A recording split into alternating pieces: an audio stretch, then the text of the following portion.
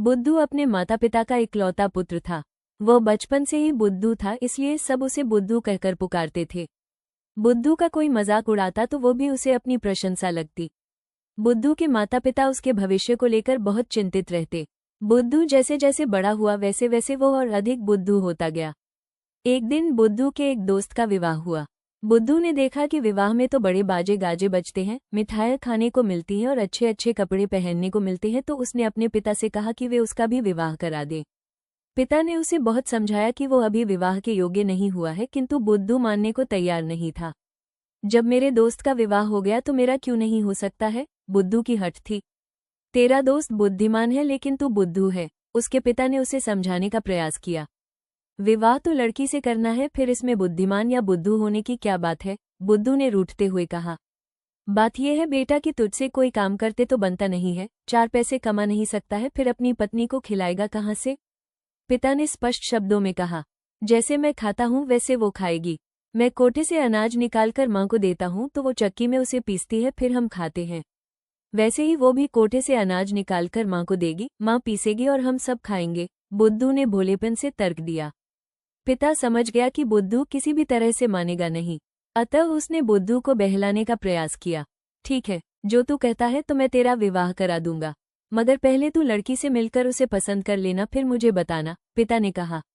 मुझे लड़की कहाँ मिलेगी? बुद्धू ने पूछा। तू जब खेत की रखवाली करने जाएगा तो मैं लड़की को तेरे पास भेज दूंगा, पिता ने कहा। हाँ, ये ठीक रहेगा, बुद्धू खुश होकर बोला। बुद्धू के पिता ने बुद्धू से कह तो दिया कि वो खेत में लड़की भेज देगा, लेकिन अब वो लड़की भेजे कहाँ से? समूचे गांव में एक भी लड़की ऐसी नहीं थी जो बुद्धू से मिलने को भी तैयार होती। बुद्धू के पिता ने बहुत सोच विचार किया और अंततः वो कुम्हार के पास पहुंचा। उद्धरण, मुझे एक मिट्टी की लड़की चाहिए, बिल्कुल असली जैसी कद काठी वाली, बुद्धू के पिता ने कुम्हार से कहा। कुम्हार ने असली लड़की जैसी मिट्टी की एक मूर्ति बना दी। बुद्धू के पिता ने लड़की की मूर्ति ले जाकर खेत में बने मचान पर रख दिया। रात को खेत की रखवाली करने के लिए जब बुद्धू मचान पर पहुंचा तो वहीं बहुत अंधेरा था। वो रात भर मचान पर चढ़कर खेत की रखवाली करता रहा, किंतु उसे लड़की की मूर्ति दिखाई नहीं दी। भोर होने पर वो मचान से उतरा और घर आया। आते ही अपने पिता पर बिगड़ने लगा। आपने कहा था कि आप खेत में किसी लड़की को भेजेंगे ताकि मैं उसे देखकर पसंद कर सकूं, मगर आपने नहीं भेजी। आप झूठे हैं। नहीं रे बुद्धू, मैं झूठा नहीं हूँ, मैं स्वयं एक लड़की को मचान पर बिठाकर आया था। क्या तुमने उससे बात भी नहीं की? बुद्धू के पिता ने कहा। हे, वहां तो कोई लड़की नहीं थी, बुद्धू चकित होकर बोला। अरे वाह, कैसे नहीं थी? मैं उसे स्वयं वहां बिठाकर आया हूँ, बुद्धू के पिता ने झूठ बोलते हुए कहा। ऐसा है तो मैं अभी खेत में जाता हूँ, उससे मिलकर आऊंगा, बुद्धू ने कहा और खेत जाने को उद्यत हो उठा। ठीक है, जाओ, लेकिन एक बात का ध्यान रखना कि यदि तुम उससे किसी भी प्रकार का हठ करोगे तो वो तुमसे रूठ जाएगी और तुम्हारे लिए वो मिट्टी की हो जाएगी, बुद्धू के पिता ने बुद्धू को आगाह किया। बुद्धू का पिता जानता था कि जब लड़की की मूर्ति बुद्धू के प्रश्नों का उत्तर नहीं देगी तो बुद्धू हठ करेगा और उसे लगेगा कि उसके हठ करने के कारण लड़की मिट्टी की हो गई है। बुद्धू दौड़ा दौड़ा खेत पर पहुंचा। उसी समय पड़ोस के खेत वाले ने अपने खेत से जंगली सुअर को भगाया। जंगली सुअर उसी ओर भागा जिधर बुद्धू के खेत का मचान था। इधर बुद्धू भी अपने खेत की मचान की ओर आ रहा था। सुअर बुद्धू को अपनी ओर आता देखकर हड़बड़ा कर पलटा और मचान से टकरा कर भागा। सुअर के टकराने से बांस बल्ली की बनी मचान हिल गई और उस पर रखी लड़की की मूर्ति नीचे गिरकर टूट गई। जब बुद्धू ने मचान पर चढ़कर देखा तो उसे लड़की नहीं मिली। बुद्धू तो था बुद्धू, उसने समझा कि सुअर उसकी होने वाली पत्नी को लेकर भाग रहा है। बस, फिर क्या था, बुद्धू सुअर के पीछे दौड़ा। आगे आगे जंगली सुअर और पीछे पीछे बुद्धू। दोनों भागते भागते घने जंगल में जा पहुंचे। सुअर को तो जंगल का चप्पा चप्पा पता था, इसलिए वो पलक झपकते ही किसी झुरमुट में गायब हो गया। मगर बुद्धू जंगल में भटक गया। बहुत देर तक भटकने के बाद बुद्धू जंगल के पार एक दूसरे गांव जा पहुंचा।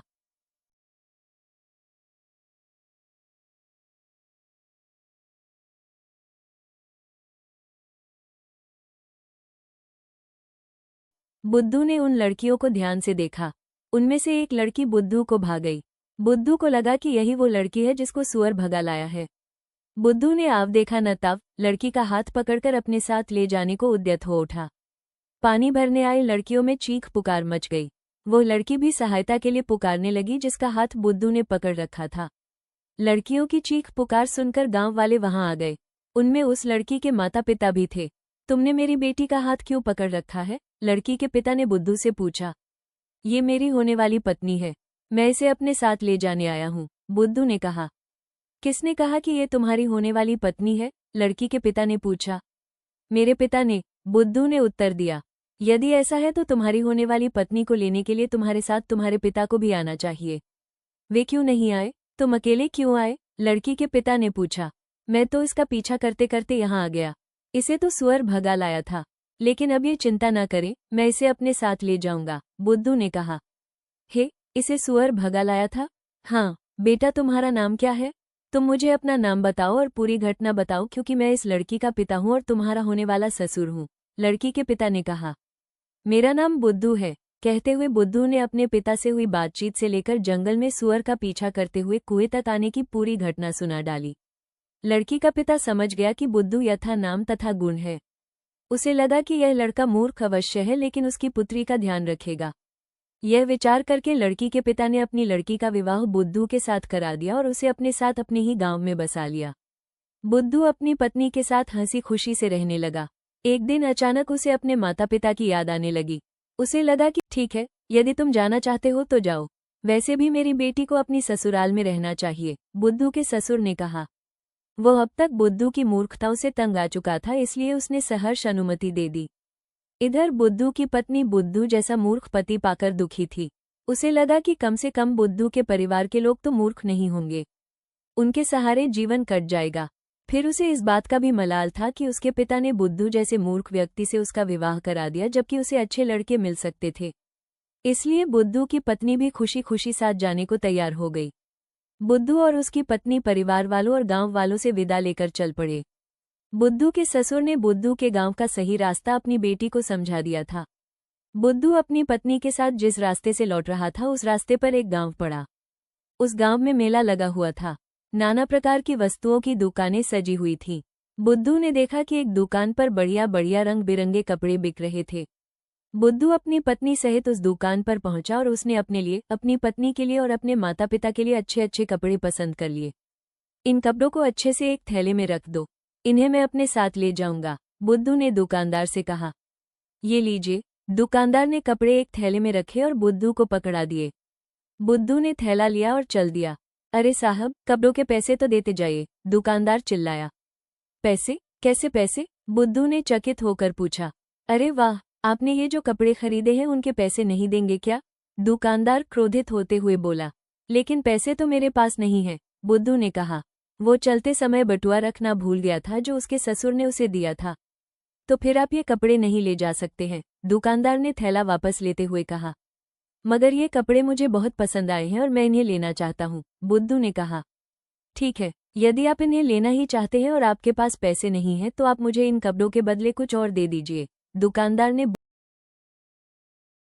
को क्या दे? बुद्धू ने विचार किया कि उसके पिता के गांव में लगभग हर घर में एक पत्नी है, लेकिन हर घर में इतने सुंदर कपड़े नहीं हैं। यदि वो इन कपड़ों को ले जाकर अपने गांव वालों को दिखाएगा तो उसके गांव वालों की आंखें खुली की खुली रह जाएंगी। बुद्धू ने उस दुकानदार से कहा कि कपड़ों के बदले उसकी पत्नी को रख ले। दुकानदार बुद्धू की बात सुनकर पहले तो चकित रह गया, फिर वो समझ गया कि यह व्यक्ति सचमुच मूर्ख है। उसने देखा कि उसकी पत्नी सुंदर और सुशील है, अतः वो बुद्धू की पत्नी के बदले कपड़े देने को तैयार हो गया। जब बुद्धू की पत्नी को इस बात का पता चला तो उसने भी यह सोचकर संतोष कर लिया कि ऐसे व्यक्ति के साथ जीवन व्यतीत करने से तो अच्छा है कि उससे अलग हो जाया जाए। उसे पास ही अपने गांव का एक आदमी दिखाई दिया। बुद्धू की पत्नी ने उस आदमी को अपनी व्यथा कथा सुनाई। उस आदमी ने बुद्धू के जाने के बाद उस दुकानदार को कपड़ों के पैसे दिए और बुद्धू की पत्नी को छुड़ाकर उसके पिता के पास ले गया। इधर बुद्धू अपने पसंद के कपड़े लेकर अपने गांव चल दिया। गांव के बाहर उसे अपना एक पुराना मित्र मिला। बुद्धू, रे बुद्धू, तू अकेला कैसे? तेरी दुल्हन कहाँ है? मित्र ने पूछा।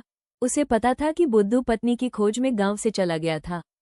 पिता ने दुल्हन दिलाई। क्या कहा? तूने इन कपड़ों के बदले अपनी दुल्हन किसी और को दे दी? बुद्धू के पिता अवाक रह गए। बुद्धू के पिता ने भी अपना माथा ठोंक लिया। वे समझ गए कि बुद्धू सदा बुद्धू ही रहेगा। उधर बुद्धू को अपनी पत्नी के जाने का कोई दुख नहीं था, वो तो अपने मन के सुंदर सुंदर कपड़े पाकर खुश था। इसी को कहते हैं यथा नाम तथा गुण। फ्रेंड्स, कहानी पसंद आई हो तो एक लाइक अवश्य कर दीजिएगा। मिलते हैं फिर एक नई कहानी के साथ। धन्यवाद।